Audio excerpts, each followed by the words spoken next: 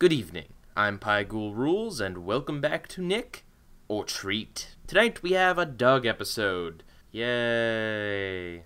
Doug's Halloween Adventure, to be precise. Doug, Skeeter, and Roger sneak into a haunted attraction after hours. It's not that I hate Doug, it's not even that I dislike Doug, it's so bland. Back then, I'm sure it was great when there weren't many other options, but man, there have been so many other shows that are way more interesting than Doug that have come out in the past 2 decades. I'm not a big fan of this episode. First of all, there's no need for it to be double length. The first half of this episode is almost completely pointless, and the entire thing is filled with a bunch of Doug's fantasy sequences and just moments that really aren't necessary. The first half is Doug and Skeeter going trick-or-treating, trying to decide whether or not they're too old for it, trying to avoid Roger, who wants them to TP the house of their principal.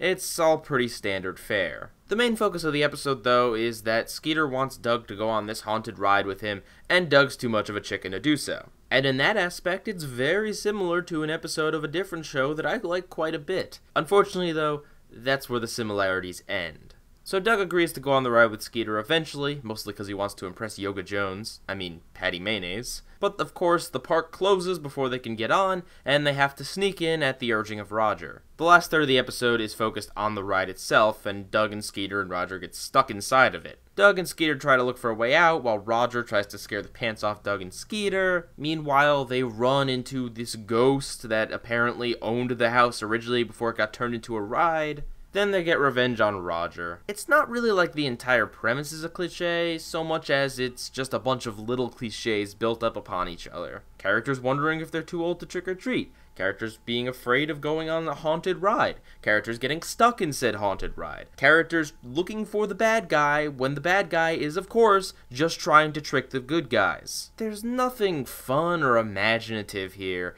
It's just so by the books. And again, I give this show credit because at the time there wasn't many other shows out there like it. Neither Hey Arnold nor Ed, Edd n Eddy had happened yet. Heck, this episode came out 5 days before I was born. But even taking that into account, it's nothing special. Everything about it is so bland, right down to the fact that they couldn't even license Funky Town.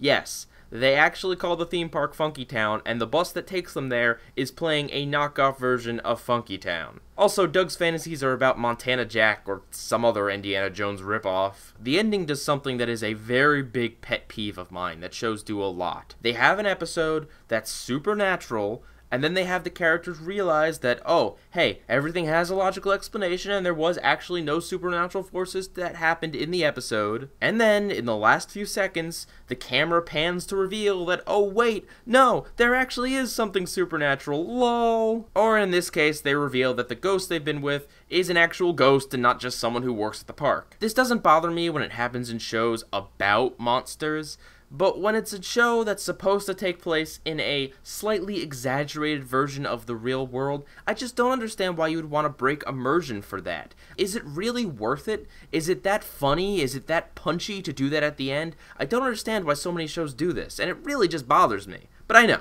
you don't care, and it's a minor nitpick, and Doug is definitely not the worst offender of this. Anyway, unless you're a big Doug fan, skip this episode. Pygul Rules, out.